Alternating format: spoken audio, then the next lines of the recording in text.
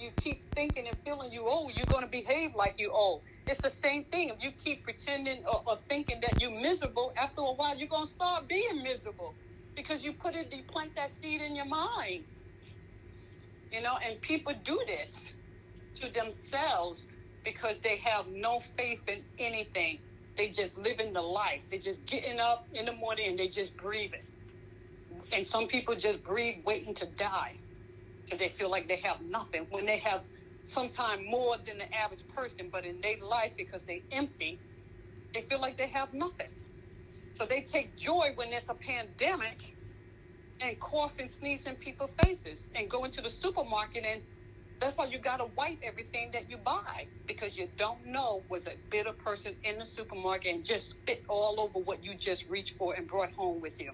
It's sad. It is sad, but I'm telling you, it's a tick that people have. Like, a lot of people have a tick when they see too much of something happening, they just naturally oppose the energy. So if people weren't wearing a bunch of masks and gloves, nobody would be spitting on people like that. It's just a opposing tick. It's like a Tourette syndrome. I don't know. They'll see something that they want, but they don't know how to express it, and they'll like bark or something like that. It's the same thing. It's like a lot of people, like they value closeness, and they feel like people are too distant, and so they just have a natural, since they don't know how to express, like, I want to be like social, I want to be close to you, they just spitting on people. Instead they do the extreme, because it's like, oh, you got a mask on, you scared? Like, it's like weird the way the human mind works. Like, it's a weird psychological thing. And that's why we still on what they call it, not house quarantine. Exactly, because of the stupidness that people are doing. And the numbers are going down, so people are starting to listen. Remember, we as humans don't like to be told what to do. So in order for us to get the message, it's almost like, okay, everybody on curfew. Oh, you gotta stay that's home. what they had to do, because people don't listen. People don't listen. You tell them stuff over and over again, and you gotta take you to die for you to realize up in heaven or down in hell, I fucked up. Exactly. So it's almost like, we are being punished, but we're being punished because we don't listen, and we don't want to listen. And then when you punish us and you see that force? Now you are forced to listen because you're trapped. You can't go out. Now what you gonna do? That's why the people that go in prison, when they come out, they got a lot of goddamn wisdom. It's the same psychology.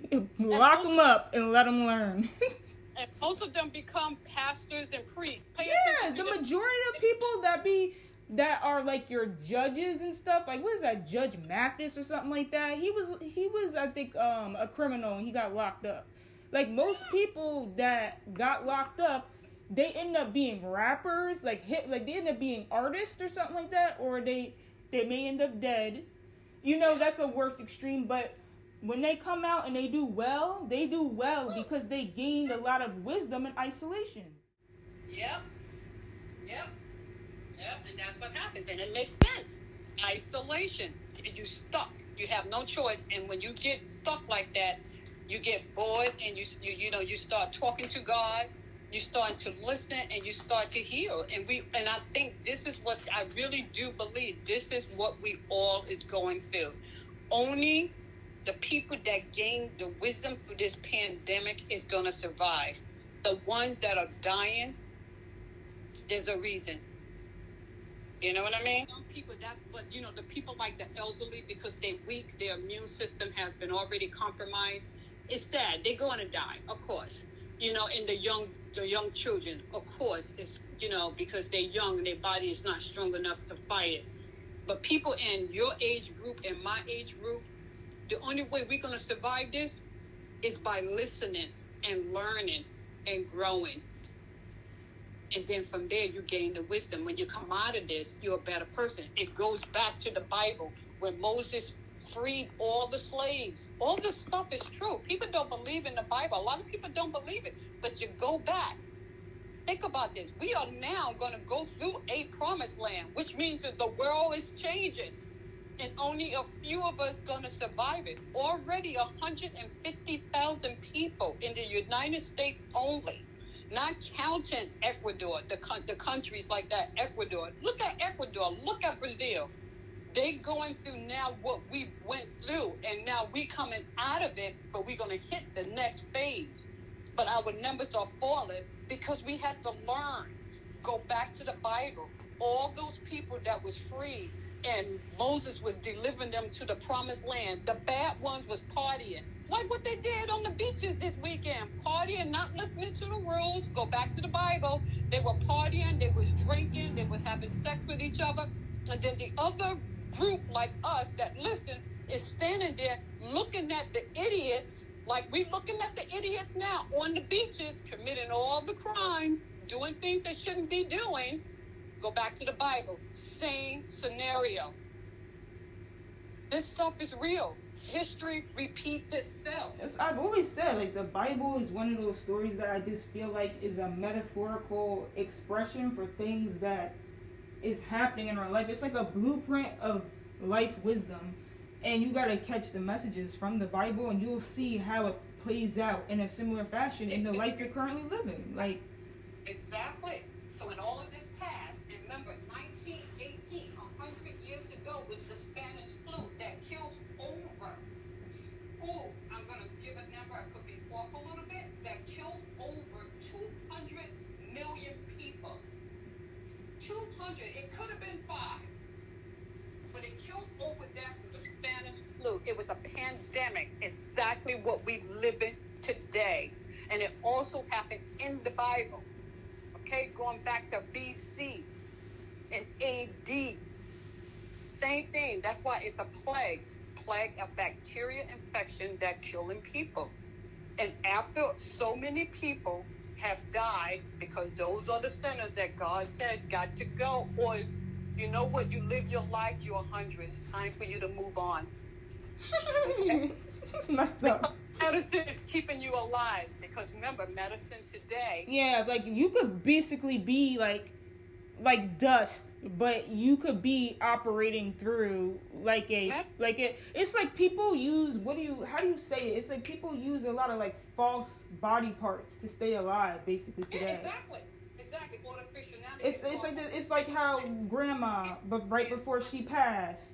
Right before grandma passed, she was only living because of the machinery. Once they turned the machinery off, she was gone. It's like a lot of people are in vegetative states. And a lot of people don't need machinery. That's what's scary. There's a lot of people who are operating straight from a portion of their brain that's overactivated, and the rest of their brain is gone. It's very scary. Yeah, that's why after a while, when this plague took place, Jesus now is down and he's saying, okay, he already shields his ones. We don't know who it is. Hopefully it's me and you and my sisters and my brothers and all the other good people. But God already put a shield on us. We can't be. The other ones, unfortunately, will be leaving. We don't know who they are. You know, we pray and hope it's not a member of our family, but go back to the Bible again. When Moses cursed, the world, he said that every firstborn shall die. Okay?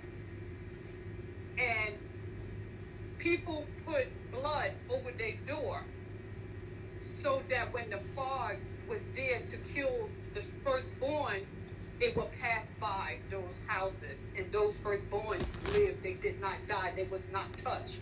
So basically, that's again what we live in. God shields the ones that he's protecting, his people. And unfortunately, the other group of us must pass. And that's why people need, that's why the churches were closed down too. So we don't have the churches, we shouldn't have to have a house of the Lord to go in and pray.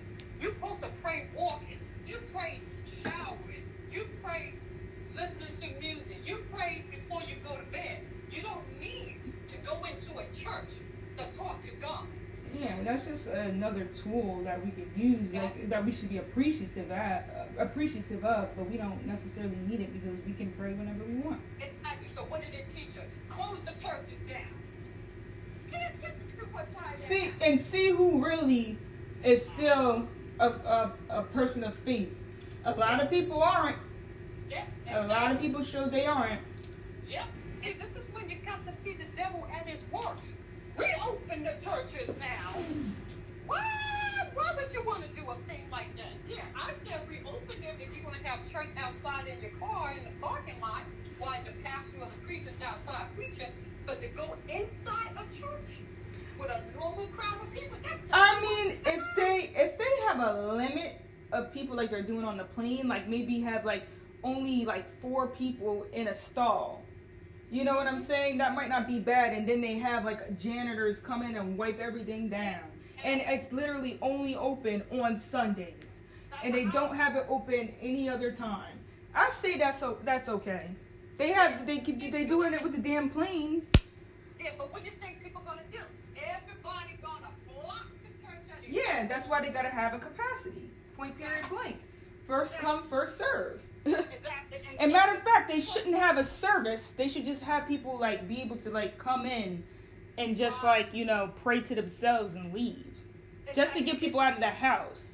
Exactly. Then when they leave, clean it down. Maybe 2 hours later, have another group. Or have it outside. You have a big parking lot. Or just watch it on TV. Like, you know, you could literally have church and then go to your township channel and watch the shit on TV. But a lot of people don't want to do that because people have ulterior motives for why they even do stuff in the first place. A lot of people don't go to church to pray. They go to church just to gossip.